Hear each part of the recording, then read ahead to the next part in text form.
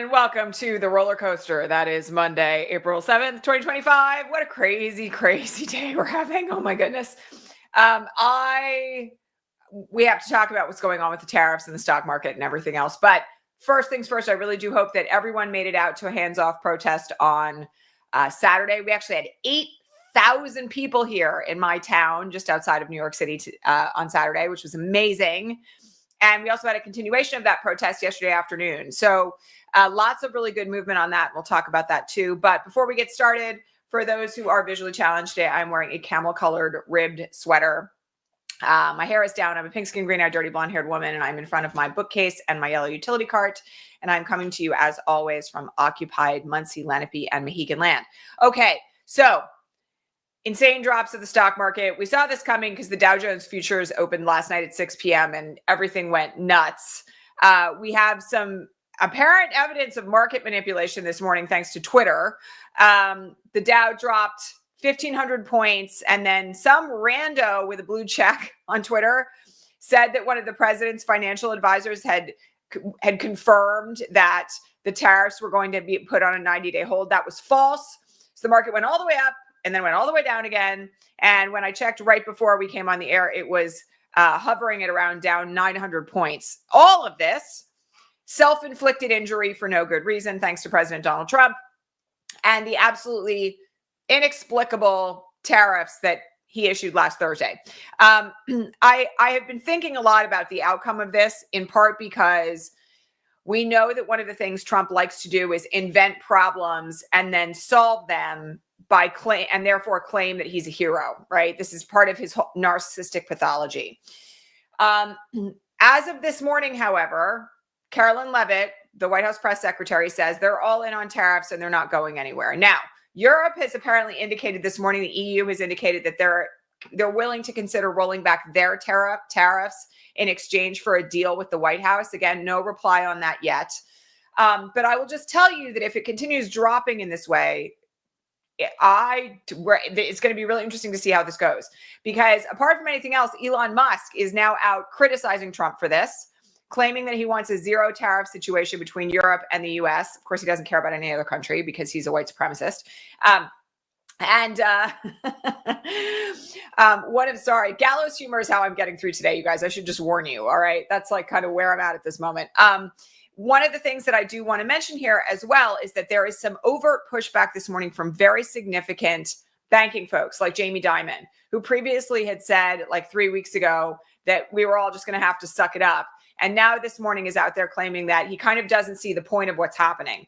And that in and of itself is another form of influence over Trump. But I have to say that I'm not feeling terribly confident that this is going to be alleviated anytime soon. Now, if the markets continue to crash through the end of the week, it's anybody's guess what happens next, because right now people's 401ks are being eviscerated. Business interests are really plummeting. We've had a whole series of layoffs since last Thursday in U.S. industry because the things that are needed from overseas in order to make those industries run now cost like 25 to 48% more than they did before. And, you know, this is one of those reminders that there is a combination of things going on here. Okay. So people always say to me, is he crazy or is it strategic? So look, there's no question that he is a malignant narcissist with dementia, or at least there shouldn't be at this point. Right. Simultaneously, there is this kind of like far right-wing influence coming out of Silicon Valley under the influence of folks like Curtis Yarvin, who really want a post-democratic society. And the way in which they want that to happen is for the dollar to be completely devalued, democracies to die, everything to be housed on the blockchain, meaning like in the form of Bitcoin, and then for these network cities to rise, which would essentially be these cities where the rich have the place they live run by corporation style, and the rest of us are kind of left to starve. That's the short version of what Yarvin's philosophy is about. And unfortunately, there are quite a number of billionaires in Silicon Valley who have fallen for it. So some of it may be strategic by those who are advising him. And I don't want to discount that because there's an enormous amount of data at this point that Yarvin has had a huge influence. Simultaneously, however, though, what's really clear about these particular tariffs is that there was no strategic or logical thought that went into the numbers. And in fact, even the economists who seem to side on Trump's side are saying they're like 4 times higher than they should be at this point in their view. So part of this, yes, a basic dystopia. So part of this situation right now depends on a number of confluent factors. Okay, it depends on whether or not Musk and his ilk have had enough of losing billions of dollars in the stock market overnight. It depends on how deep they are to this neocon philosophy of like a post-democratic society. It also depends on the kind of pressure that legitimate capitalists, and I have my own criticisms of that, but legitimate capitalists like Jamie Dimon, the kinds of pressure that they can levy on the administration. And also just the sheer tolerance for pain, right? Because a lot of the people who went all in for Trump are the people who are now losing literally millions of dollars in the market. And we've seen some folks, including far-right influencers, who have gotten very wealthy off their podcasts, including in some instances off of Russian money, making complaints in the last couple of days about how they've lost $7 million in the market. And so the kind of flip of this is that once the media ecosphere starts to turn on Trump, it's kind of anybody's guess what happens next. This morning, no less than Maria Bartiromo, who I am like really, really, really not a fan of, called this a debacle. And she has been so far out there on Trump and the propaganda that even hearing her say that is news. All right. So, Fox Business has turned on him with regard to this, including some very prominent figures. And now we're sort of starting to see the kind of right-wing media ecosphere that has made an awful lot of money off of Trump now losing it, and like losing their money, but also kind of losing it over the fact that we are in the situation that we're in. And so at this point, the real question is, how long is it going to take until that pressure reaches a boiling point? And I will tell you, I think it depends. I think it could get a lot worse. We're definitely on the edge right now of what's considered recession territory. I think, the next few days are going to be very, very, very telling. Okay. We have some really significant breaking news this morning out of the Supreme Court, which I don't want to neglect. Many of you will remember that last week there was a ruling that said that the Trump administration had until 11:59 p.m. tonight to bring back the Maryland father who has no criminal record and was mistakenly sent to the El Salvador concentration camp. They have to return him by 11:59 p.m. tonight.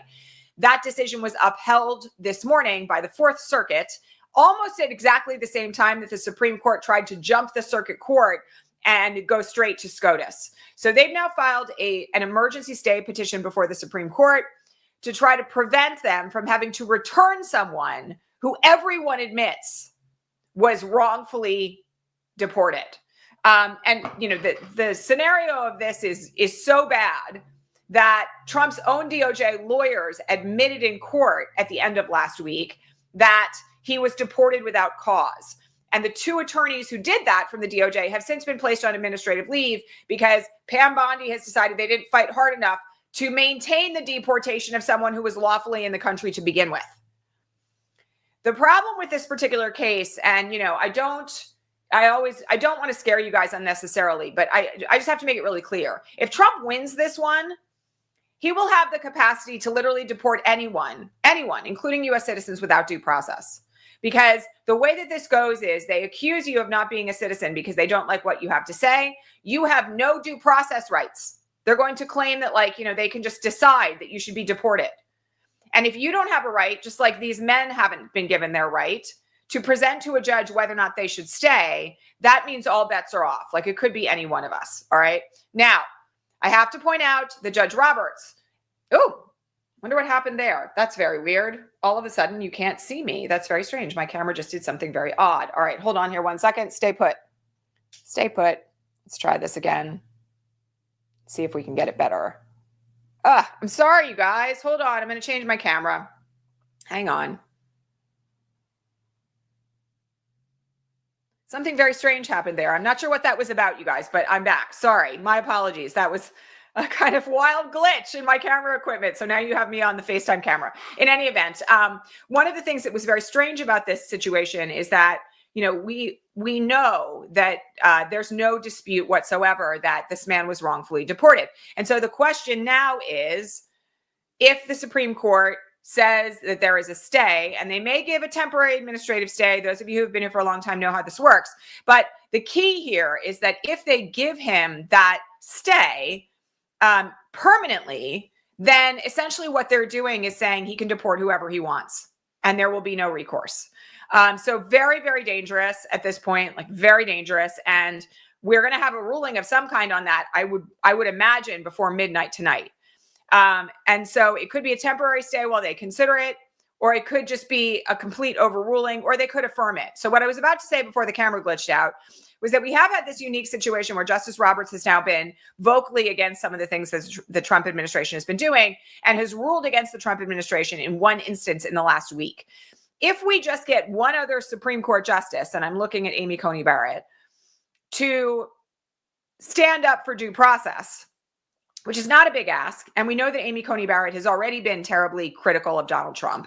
If we get that, then at least due process will live to breathe another day. I'm not feeling terribly optimistic about the process of this, but it's a question that could get to that point. So, I don't know. We're gonna hear something, I would imagine, before midnight tonight, because that's the deadline for him to be returned, 11:59 p.m. Okay. All right. I have to mention the Insurrection Act because there's been a lot of questions on the Patreon feed about this in the last couple of days. And I've said something here about it like 3 or 4 times, but I want to reiterate it again. Okay. There is no such thing as martial law inside the United States. Okay. The people who are talking about martial law are not understanding that what they really mean to be talking about is the Insurrection Act. Now, there is an online influencer who is not a very big name, who said something within the last 2 weeks about the order that Trump signed on the day of the inauguration, requiring the agencies to investigate whether or not there was truly a crisis at the southern border. Okay. And what this person did, quite unethically, in my opinion, was claim that on April 20th, Trump was going to invoke the Insurrection Act. That is not what the executive order says. Okay. Just so everybody understands this, because it's really important that people be clear about this, because there's a lot of people running around like chickens with their heads cut off. And I'm not saying there's not a threat of this, but the other thing to remember here is Trump could invoke the Insurrection Act at any day, at any time. He could do it like 5 minutes from now. All right. So this April 20th thing that people are running around kind of crazy about, let me tell you how this originated. So the EO gave the agencies 90 days to evaluate whether or not there was truly a crisis at the southern border and whether or not the Insurrection Act should be invoked. All right. And that doesn't mean that Trump is going to invoke the Insurrection Act. Okay. Is everybody clear on that? The EO gave instructions to the agencies that said, you have until April 20th to evaluate this. That's it. Didn't say like, ooh, April 20th, here comes martial law. That's not what it said. And while I do think that he would love to invoke the Insurrection Act if he thinks he can get away with it legally, there is no pressing deadline for that at the moment. Okay. Like I said, he could do it anytime he wanted. And also there's an extreme unlikelihood that come April 20th, he's just going to drop the hammer. Could it happen? Yes. But like I said, it could happen 5 minutes from now. So everybody who's kind of running around worried about this particular date, I think doesn't really understand exactly what's in the EO nor what's going on. And let me just say one other thing here, okay? What people imagine when they imagine martial law is like curfews and lockdowns and fundamentally like the U.S. or the military, not the U.S. military, but the military of a given country being weaponized against the people, okay? We have other protections that prevent the military from being used against the American people, okay? So martial law, quote unquote, is not something, it's kind of like a nebulous concept that people talk about when they're afraid of authoritarianism. It's not something that is going, like he can't declare martial law. That's not the way it works. Can he invoke the Insurrection Act? Yes. Okay. But as I said, anybody running around going like April 20th, either has not read the EO or doesn't understand how this works. Okay. There's not likely to be any firm deadline for this. And so one of the things that I want people to just think about here is that, again, when you hear something that terrifies you or seems like it's designed to scare you, you need to figure out where it originated from and whether or not it's legitimate. Okay. Because the reality is that sometimes there is nuance, or there are facts that are being manipulated, or there are things that are being used by people to grow their influence online that are not actually true or legitimate. So please be careful. All right. And this is one example of this that is kind of pissing me off because I've said to you guys a million times, there is no such thing as martial law in the United States. Yes, he could invoke the Insurrection Act. Whether or not he actually does that depends on a whole number of factors. And also, if he invokes the Insurrection Act, by the way, it will be immediately challenged in court. So, don't panic about this, like any more than you would panic about him doing it like tomorrow. All right. I just have to make it very, very clear. Like, there's a lot of people out there right now trafficking and stuff that is designed to scare people. And I'll just say one other thing. I shared an article from Waging Nonviolence over the weekend about what to do if he invokes the Insurrection Act, which suggests that he could do it as an excuse on that day. But like I said, he could do it any day. And if you want to read about what their recommendations are, because they're amazing, for what to do in the event that happens, you can go read that article. All right. But I'm just going to tell you, like, the answer to that is not going to be any different if it happens tomorrow or Friday or on January 20th. All right. So if we could close out that topic on the Patreon feed, I would greatly appreciate it, because it's literally been like a week of people asking me that question, and I've answered it now 3 times, but I decided to go a little deeper today, just so you guys would all like kind of have the totality of the information. All right. Okay. So we had a phenomenal weekend of hands-off marches. And I want to thank everybody who showed up in the streets. Word has it that the total numbers on this right now are estimated to be about 5 million, which is larger than the original Women's March. It's huge. And I think Indivisible and Move On did a fantastic job with this. I loved seeing all of your signs. It was really great. Like I said, here in my town outside of New York City, we had 8,000 people, which was like ridiculous and so good. And I'm honestly feeling very optimistic about this. There is another event coming up on Saturday, the 19th, which is the day before Easter. Please don't use that as an excuse to not protest. I heard some stuff this morning from folks where they were like, well, why does it have to be the Saturday between Good Friday and Easter? Well, because, we're in a fascist crisis. So, please, if you can get out on that Saturday, you should do it. That is the next major event coming up. And I also just have to point something else out, right? I have to remind you that what studies have shown on the fall of authoritarianism is that it really only takes 3.5% of a population moving the needle to actually cause really big societal change and sometimes whole authoritarian regimes to fall. So you don't need everybody in the street. You need people who really care and are committed to a better future. And that's what we should all really be focusing on right now. So stay tuned to that. Stay tuned to handsoff2025.com. That is where all the events are being housed. And, this time, if you have neighbors or friends who are like, I couldn't go because I was at brunch, you should probably actually say to them, oh, well, there's another event coming up on the 19th and you should come with me. Okay. Very important. And, stay tuned to Mobilize, Indivisible, Move On for information on all of that. Okay. We have to talk about the Riggs case in North Carolina. So many of you know there has been this really disturbing litigation about the Supreme Court race from November where Allison Riggs beat her opponent by I think it's 600 and something votes. And her opponent, who is a MAGA guy, challenged it in court, claiming that 60,000 ballots should be thrown out. Allison Riggs won in the lower court, and late last week, the North Carolina Court of Appeals overturned that decision and is now saying that there are 21 days only, to cure your ballot if you happen to be one of the ballots that could potentially be thrown out. So 65,000 votes. Thank you. So if you are in North Carolina, it is really important right now that you check to see whether or not your ballot is one of the ones that is contested.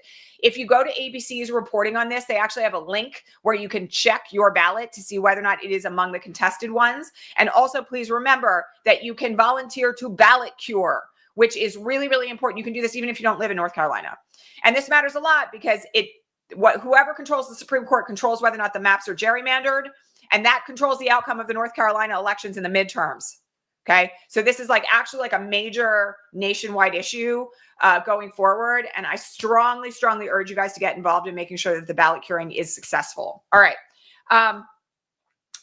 Okay. We have to talk about one other thing here, which is that I had a question on the Patreon feed about the First Amendment and whether or not free speech rights were under threat. Well, the answer to that is obviously yes. Because if you can deport people for speaking out against you, or you can restrain people in ICE holding facilities where, by the way, people are dying because you don't like what they've said on social media, or because they're a tourist from another country and you've decided you don't like what they say on social media, then of course the First Amendment is being squelched. All right.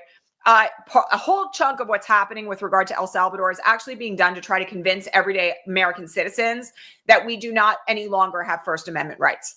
I will just say something that Timothy Snyder has said many, many times, which is that we must stand on institutions and not obey in advance. Okay. This whole thing is designed to make people afraid to speak out. And what we actually need right now is more people speaking out, not less.